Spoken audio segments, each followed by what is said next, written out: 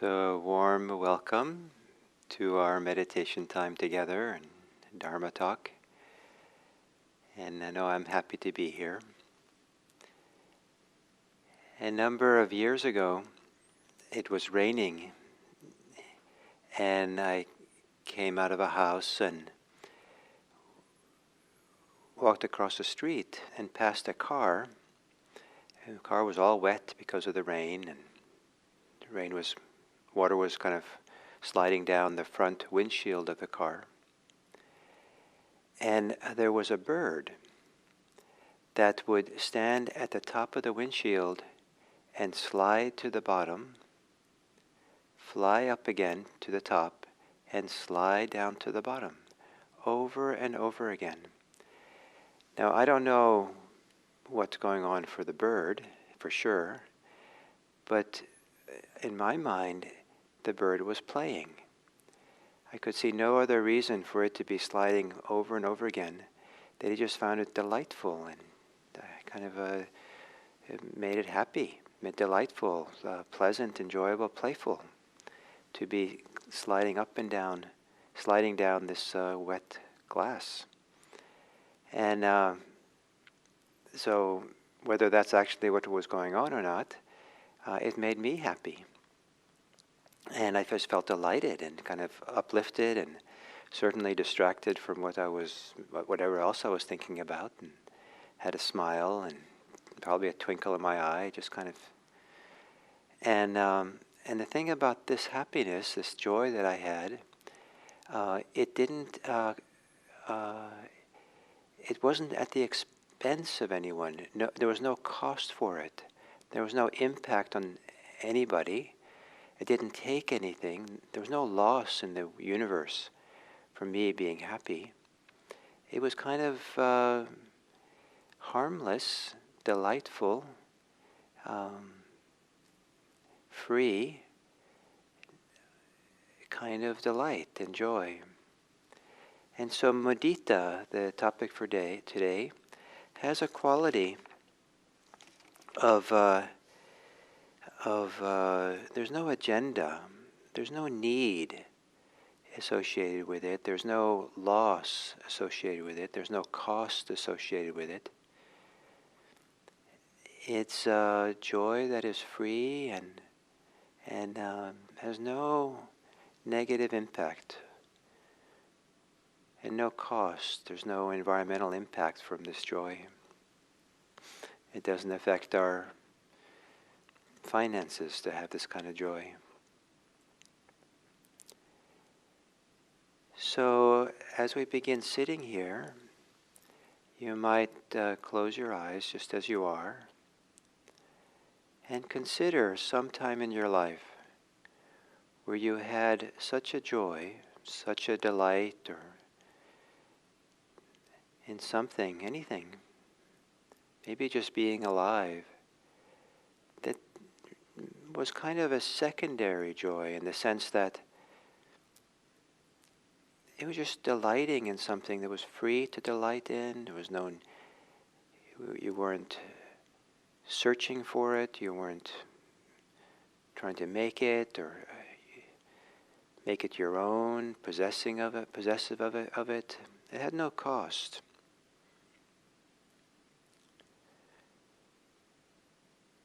And can you remember a time? It doesn't have to be dramatic, but can you remember a time when it was clear enough that the memory lingers for you of delight and joy, happiness, and that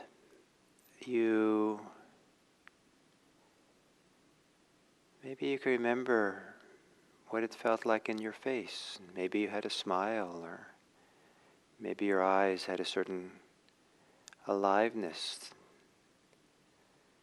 a little bit energized, awake eyes. Maybe there was a warm feeling in your body, a nice, energized feeling in your body. Maybe your thoughts had become lighter, less weight. Your thoughts themselves had a nice quality. And remember what it felt like, especially through your body. Maybe it's a warmth in your chest or in your belly, or maybe there was a feeling of a spring in your step or a lightness on your limbs.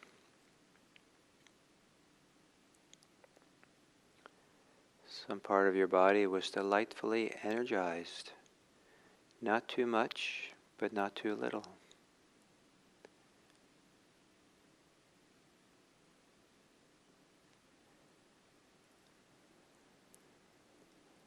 Remembering the scene, perhaps if there was one, an event, kind of maybe a little bit in your mind's eye or in your thoughts. Reliving the situation where you felt this joy and happiness. But the focus is not so much on the event, but how it feels in your body, in your mind, in your heart. The subjective experience.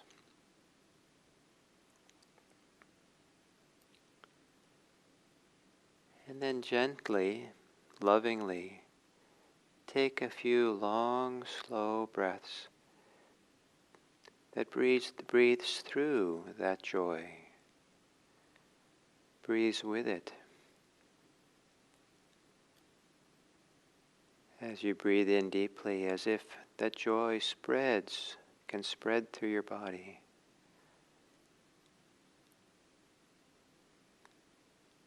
As you exhale deeply, as if you settle yourself into the body feeling a sense of well-being.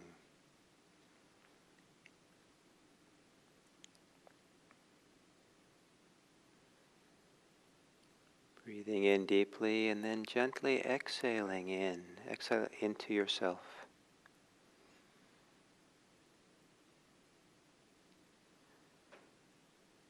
And then letting your breathing return to normal.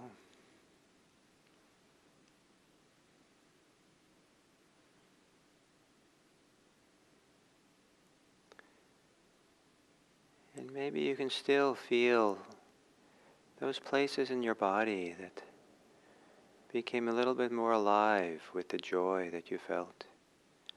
You can let go of the story, the event, and just feel what's happening in your body.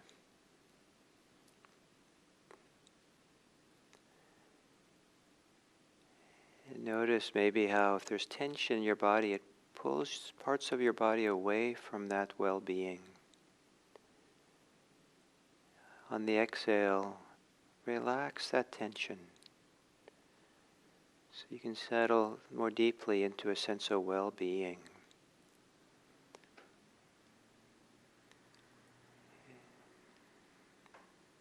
And there might be plenty of feelings of discomfort or emotional discomfort that you feel.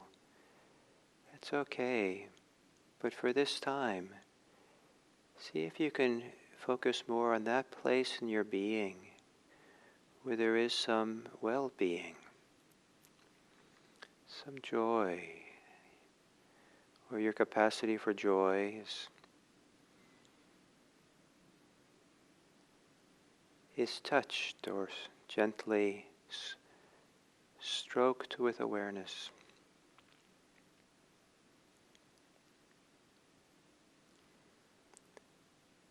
Where the places of joy and well-being are stroked but with your breathing. Relaxing on the exhale.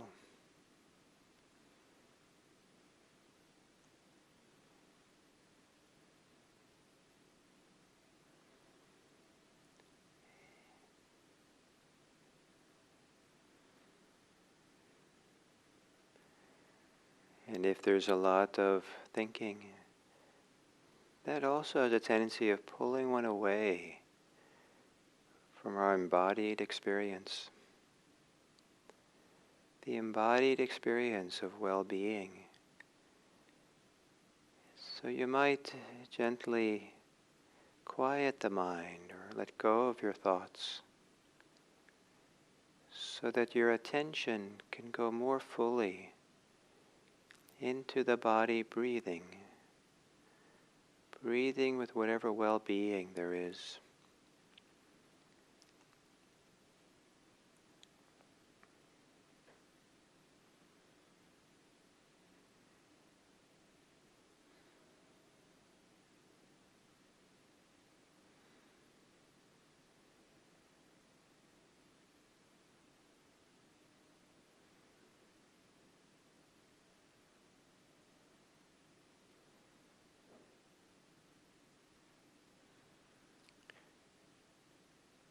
And then not so much focusing on the well-being, letting it be on the sides or around you, or around the breathing. Center yourself on the breathing now. Coming home to how the body experiences breathing. And perhaps as you breathe mindfully, the breathing can move through the places of well-being. But those are more in the periphery, or not the main center stage.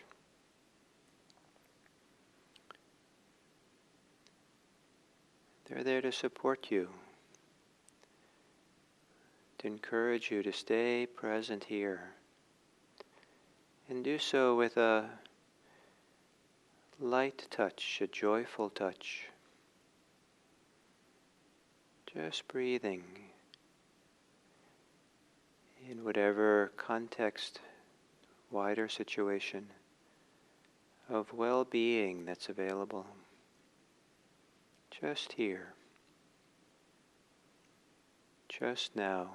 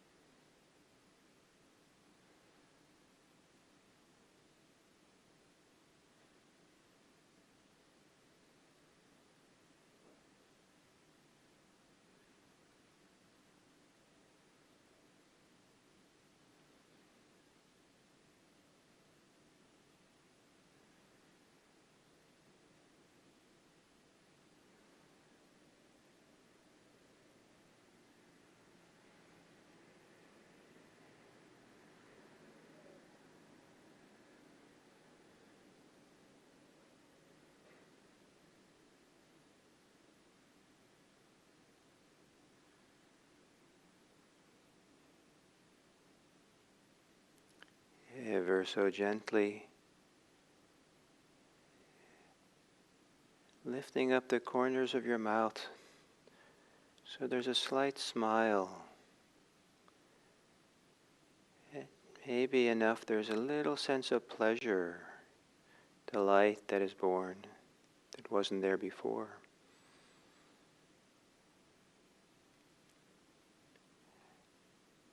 And letting that pleasure be a support for breathing, breathing with, breathing through, a sense of well-being.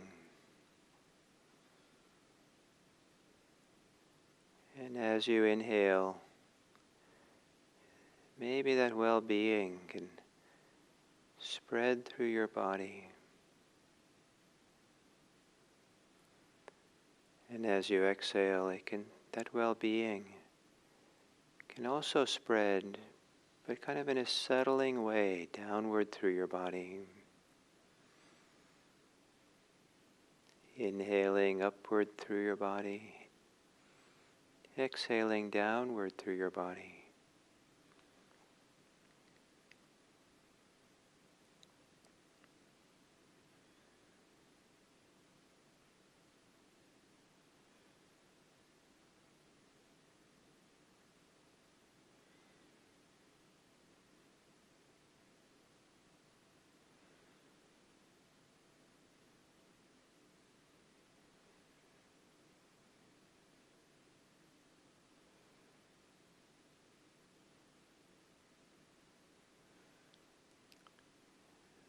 Letting go of your thoughts on the exhale.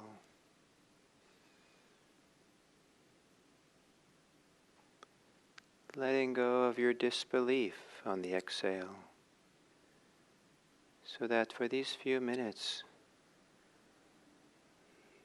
you're more connected to your body breathing and any sense of well-being, however small there might be here.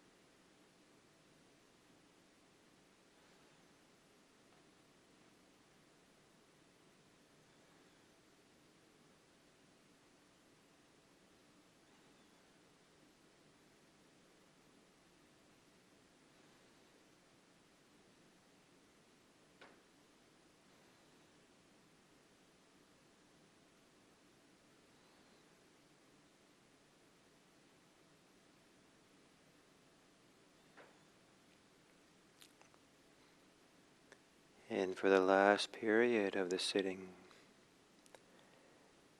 if you'd like to do a little mudita practice, bring to mind some person, a friend or a benefactor, an uncomplicated person in your life, where you can think of some way in which they are happy or joyful, successful, that something has happened for them that has brought them joy, well-being, and that in you knowing this about them, it brings you some joy as well. So spend a few moments thinking or visualizing the person, maybe the person's face, as it is when it's smiling or happy.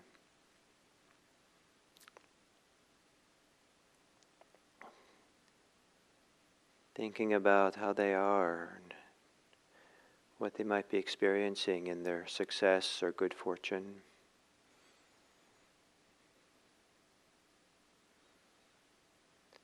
Or in the way that they are happy.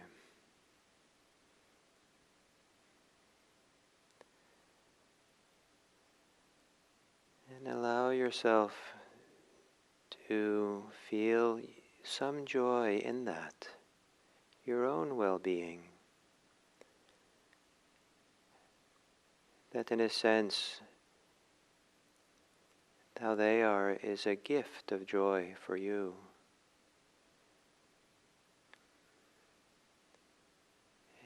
It's contagious, and you share a bit in that joy, delight in their success, their good fortune. And then keeping them in mind, and see if you can find in yourself the wish that their good fortune should continue. They should have more occasions to feel the same happiness or similar happiness, to be happy. And then very gently, softly, you can give words to that wish. Softly in your own mind, you might repeat, "May your happiness continue for a long time."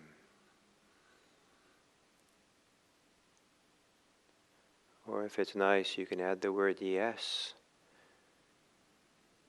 as an affirmation of all this well-being. Yes, may your well-being continue for a long time.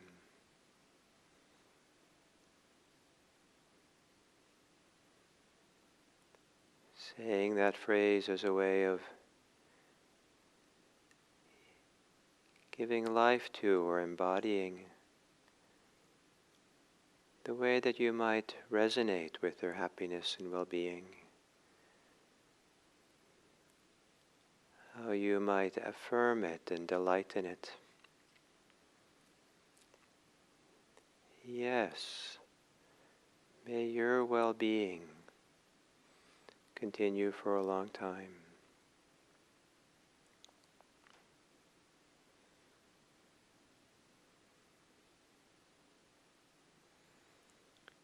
And as you say this phrase,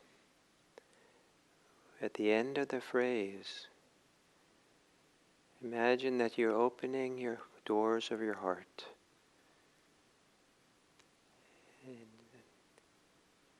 and giving your joy out to the world, receiving and giving a sense of well-being.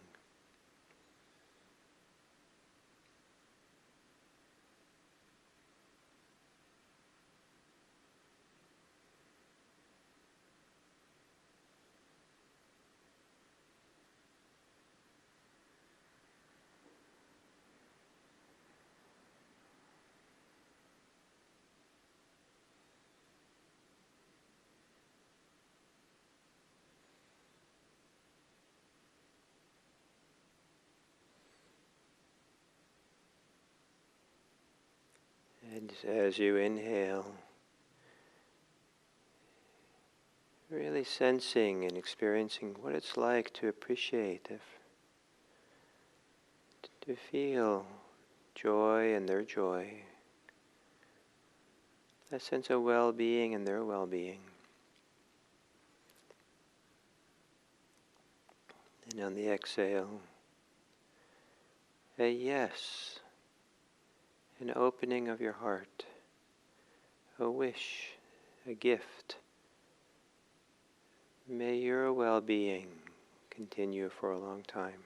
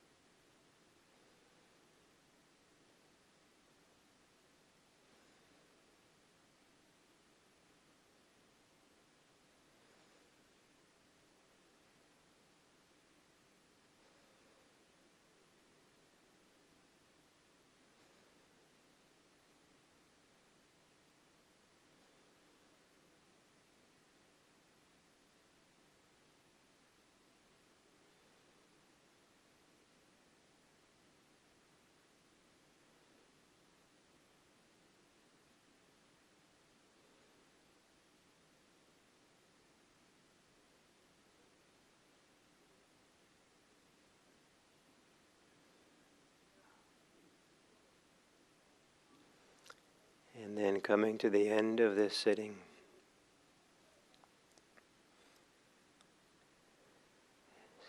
opening your heart, opening what inside of you has a yes for this world, a yes for your life. Opening to that which in you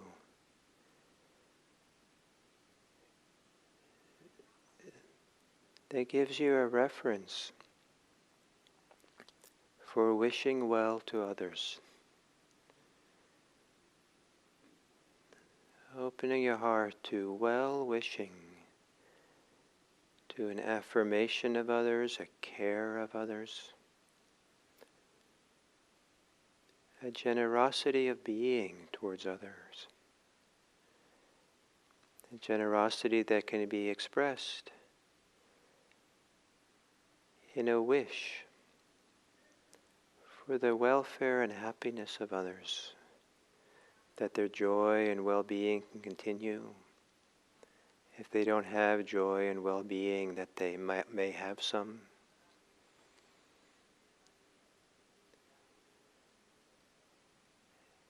And may it be that all beings have welfare and well-being, that all beings be safe and healthy, that all beings be free. And may it be that your ability to affirm or appreciate or value others from deep within you is translated into action, into words, and how you think about others. May you spend time today in words and deeds and in thought, contributing to the welfare and happiness of this world. May all beings be happy and free.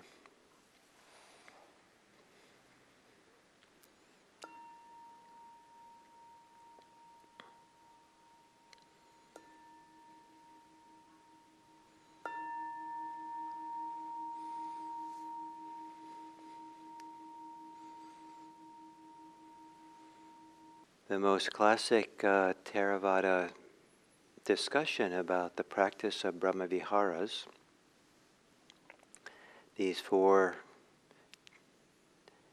divine homes for our hearts, our minds, discusses how we can use ourself as an example for how to understand the well-being of others. So to cultivate loving kindness for oneself is not meant to be selfish and self-focused. It's really meant to be a preparation to be able to do loving kindness towards the world around us. And the description says that by having oneself as an example, oh, this is what it's like to have love. This is what it's like to receive kindness from someone. Then there's more embodiment and more sense of understanding of how to connect to others, understand others, and do it for them as well. So the same thing with mudita, with appreciative joy, is that sometimes it's hard to do it for oneself, but to the degree to which we can have some sense of recognizing ourselves something to affirm, yes, that's good. That's good about ourselves. Yes, even if 99% of ourselves is not so good, maybe that 1% is appropriate to affirm, or the 10% that's good, or the 55%, or the 45, whatever it is that's good in you, to affirm it, to celebrate it, to enjoy it, to appreciate it. And it's so sad to not feel some appreciation for oneself, or some joy even in ourselves, because we are kept hostage by what is not so good about ourselves. Of course, everyone has their shortcomings.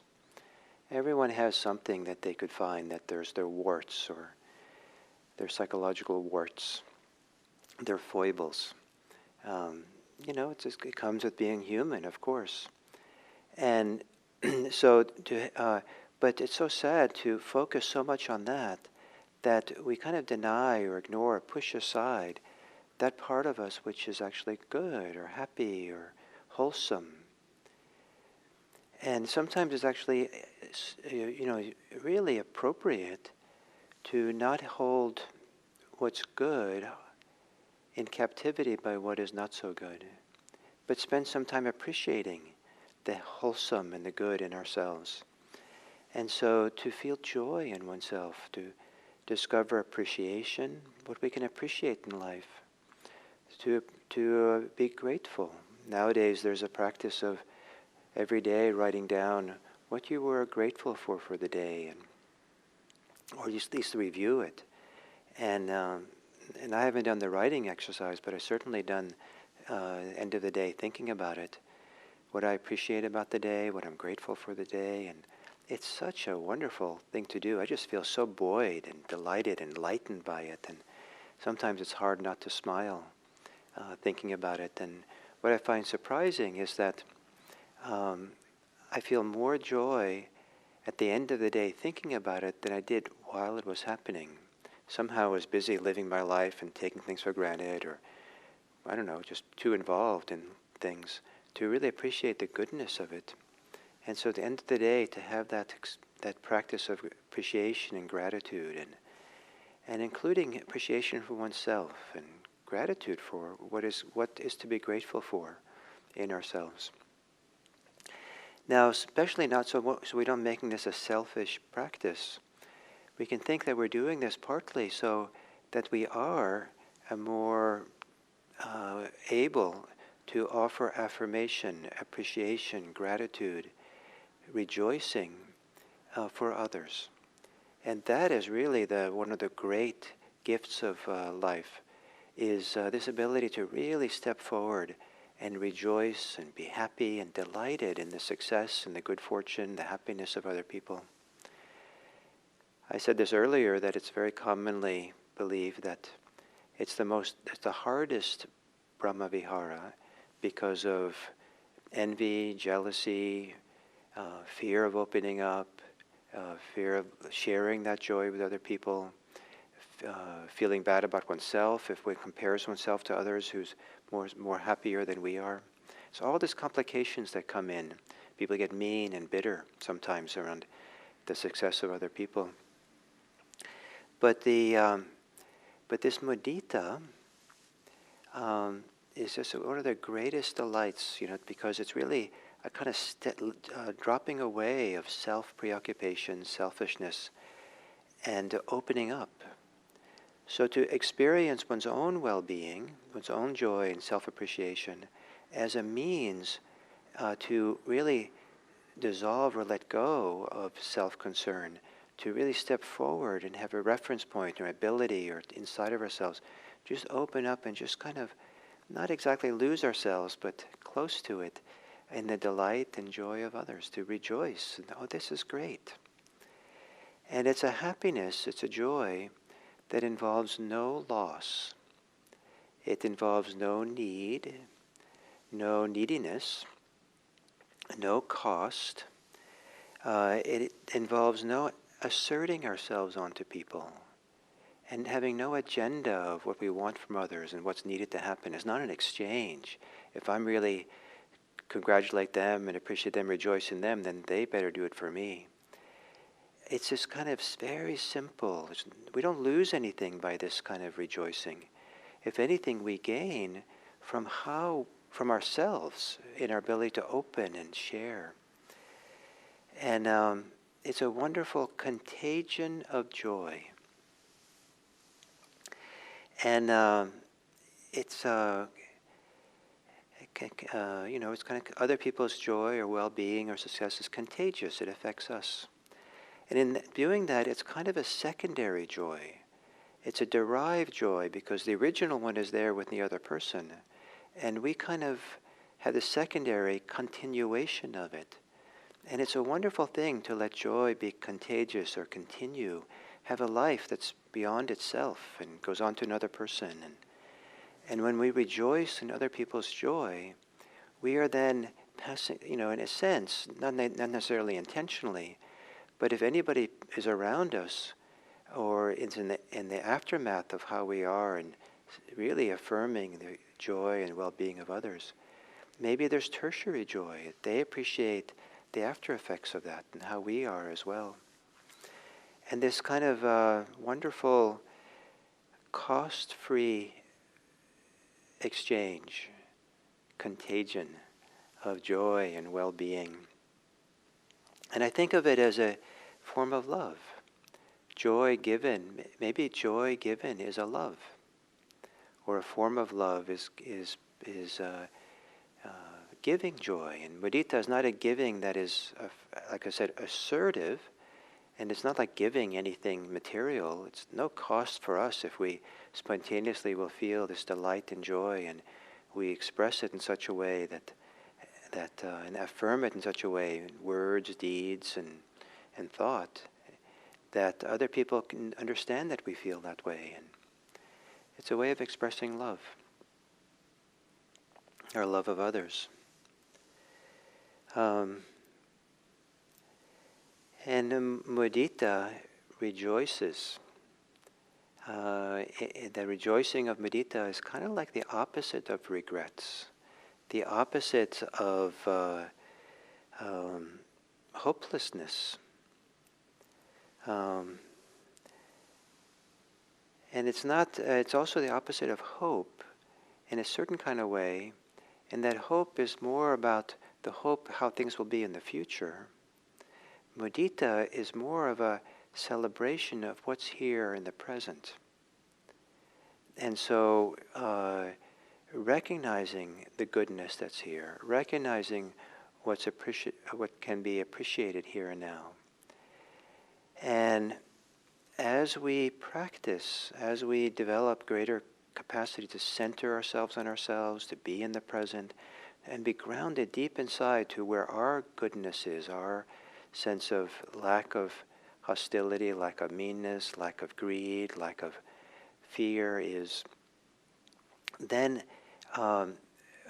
we have a reference point how other people have that capacity as well. And then sometimes you can tune into people more and more deeply. They say that the more deeply mature a person has become in this practice, the more free they are, the more they're able to recognize the freedom of others. That if you're a person who's not free, they can't see it. They don't have no idea what it is, and it's invisible to them when they see it when they're with people who have some degree of freedom.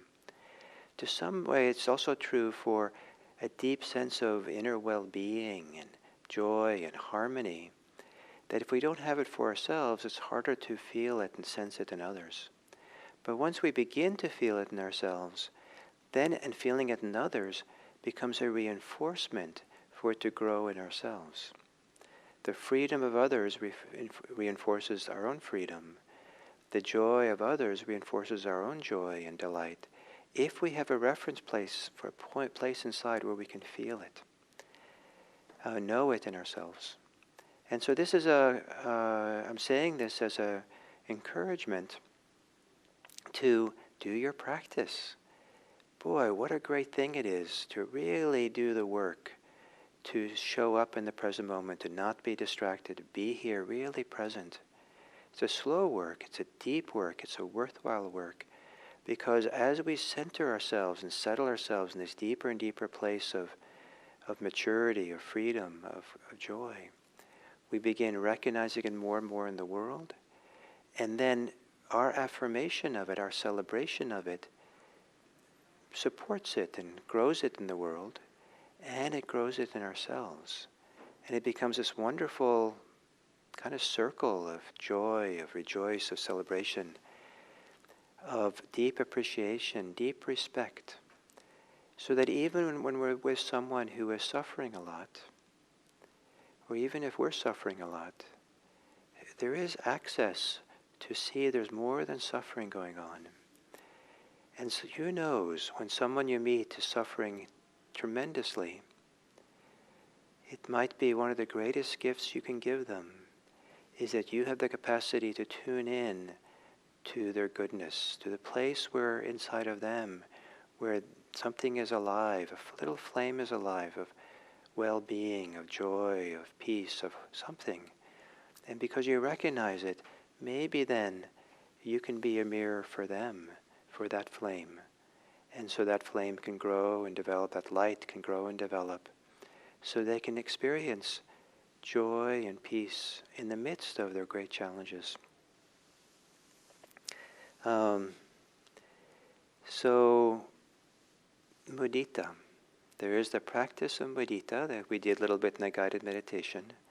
And you could start with yourself, or you start with someone who it's really easy to have mudita, a benefactor, an uncomplicated friend. And to do the practice of mudita is to begin to stretch that mudita until you can even feel mudita for people who are hostile to you. So it's not only people of great suffering that you can find that little light that you can celebrate and appreciate. You can even discover how to do it and open your heart to people who are hostile to you.